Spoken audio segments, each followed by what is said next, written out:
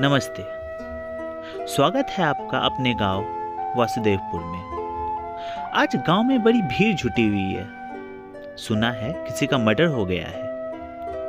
एक दरोगा साहब आए हुए हैं गांव में, सबसे पूछताछ कर रहे हैं।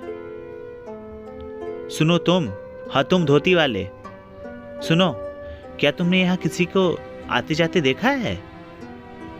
नहीं साहब, मैं तो अभी अभी आया हूँ, मैंने किसी को नहीं देखा। दरोगा साहब ने कई लोगों से पूछताछ की, पर कुछ पता नहीं चला। फिर रेडियो पे खबर आई कि जिस व्यक्ति का मृत्यु हुआ है वो एक व्यापारी है। कई दिनों से उनको धमकी मिल रही थी। खैर, दरोगा साहब अपने गाड़ी में बैठे और पुलिस स्टेशन को चले गए। 4 दिन हो गया, पर अभी तक कातिल का कोई खबर नहीं मिला।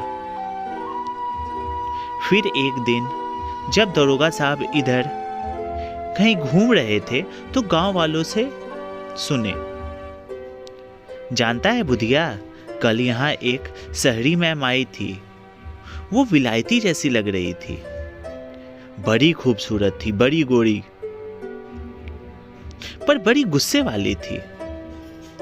मैंने इससे पहले उनको कभी यहाँ नहीं देखा। वो मंगनी की दुकान पे गई और शायद कुछ स्मार्ट वाटर करके कुछ बोल रही थी। मंगनी को कुछ समझ में नहीं आया, मगर उसे ये जरूर पता था कि वाटर मतलब पानी। तो उसने एक लोटे में पानी लिया और मैम को दिया।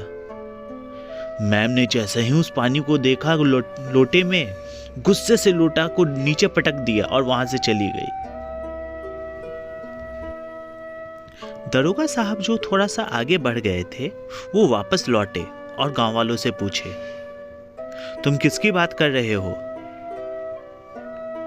और तुमने उस महिला को कब देखा था? गांव वालों ने बताया, साहब 6 दिन पहले देखे थे। दरोगा साहब ने सोचा, अच्छा, और मर्डर 4 दिन पहले हुआ है। लगता है वो किलर प्लान करके आई होगी और 1 दिन पहले यहाँ आके सारा कुछ देखभाल की होगी, कब आना है, कब गोली चलाना है और कब भाग जाना है। अब दरोगा साहब सारे होटल में जाते हैं और पूछताछ करते हैं, पर डिटेल्स नहीं मिल पाता। चूंकि मर्डर गांव में हुआ था और गांव के होटल एक एवरेज कैटेगरी के होते हैं, तो सीसीटीवी होने का तो सवाल ही पैदा नहीं होता है। खैर, वो एक महिला है, इसका क्लू तो साहब को मिल गया था। ऐसे ही कुछ दिन बीत जाते हैं और कुछ दिनों बाद फिर एक मर्डर की खबर आती है।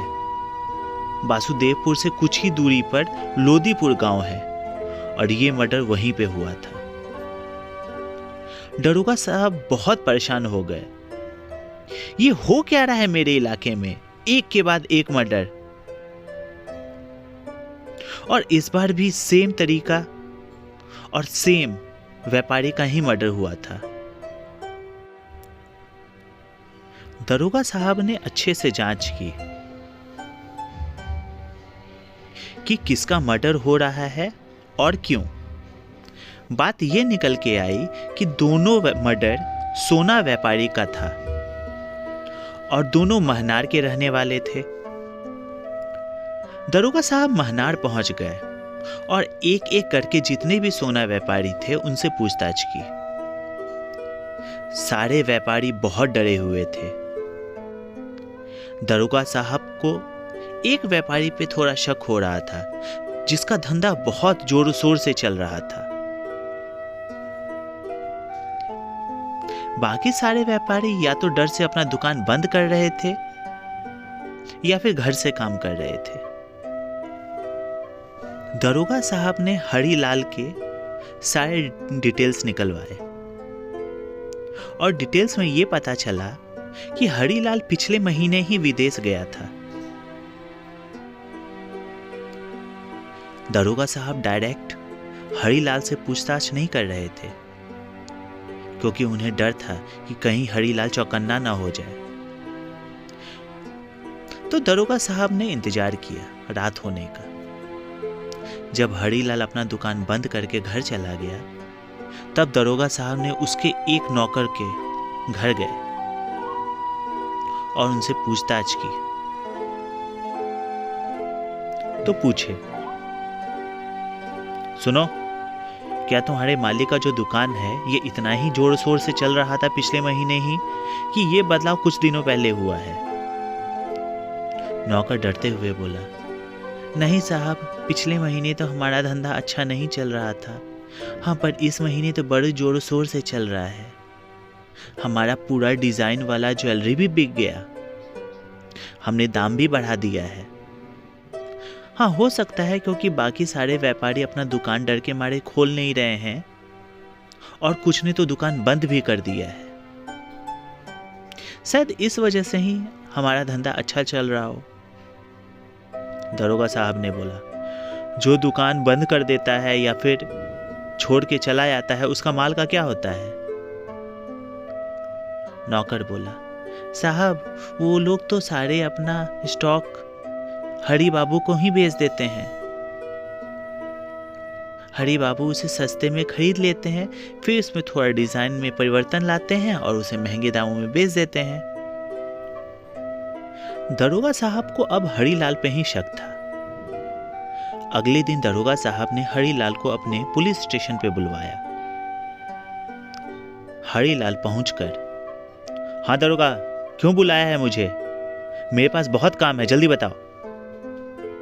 दरोगा साहब ने बोला, हमें खबर मिला है कि आप अपने व्यापारी समाज को डरा धमका के दुकान बिकवा रहे हैं और सारा माल सस्ते में लेकर उसका महंगे दामों में बेच रहे हैं। हरीलाल, ये क्या बोल रहा है दरोगा? कुछ भी बोला जा रहा है? तेरे पास इसका क्या सबूत है? दरोगा साहब, हरी जी, हम सबूत बिना बात नहीं करते। ये बोलना था और हरीलाल की बातों में अब नरमी आ गई, उसको पसीना आने लगा। क्या साहब, क्या तुम्हें किसने बताया कि ये सब है? डरते हुए हरीलाल ने बोला। दरोगा साहब ने उसको अब गर्मी से बोला, क्या सबूत है तुम्हारे पास? कुछ भी मत बोलो। दरोगा साहब ने नौकर को बुलवाया और उसके सामने पूछा, हरी जी, क्या आप पिछले महीने विदेश नहीं गए थे? हरीलाल बोला, हाँ गया था अपने व्यापार के सिलसिले में। तो इसमें क्या है? दरोगा साहब, तुम वहां गए थे और वहां एक महिला किलर से कॉन्ट्रैक्ट किया, डील फाइनल किया कि यहाँ के 2 बड़े व्यापारी को तुम मरवा दोगे। हरीलाल, ये क्या बोल रहे हैं आप? ऐसा कुछ नहीं है, अपने मन से कुछ भी मत बोलिए। दरोगा साहब ने हरीलाल के अकाउंट स्टेटमेंट को उसके टेबल पे पटका और बोला, 12 लाख रुपए आपने ट्रांसफर किए हैं विदेश में। क्यों किए हैं? हमें क्या बेवकूफ समझ रखा है? हमें कुछ नहीं है पता। हरीलाल, तुम्हारा खेल खत्म हो चुका है, अब अपना जुर्म कबूल कर लो।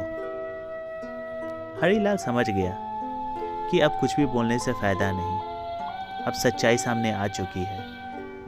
हरीलाल ने अपना जुर्म कबूल कर लिया और उसके मदद से जो विदेशी किलर थी उसको भी पकड़ लिया गया।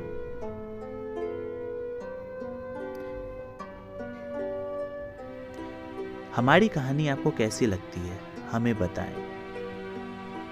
धन्यवाद।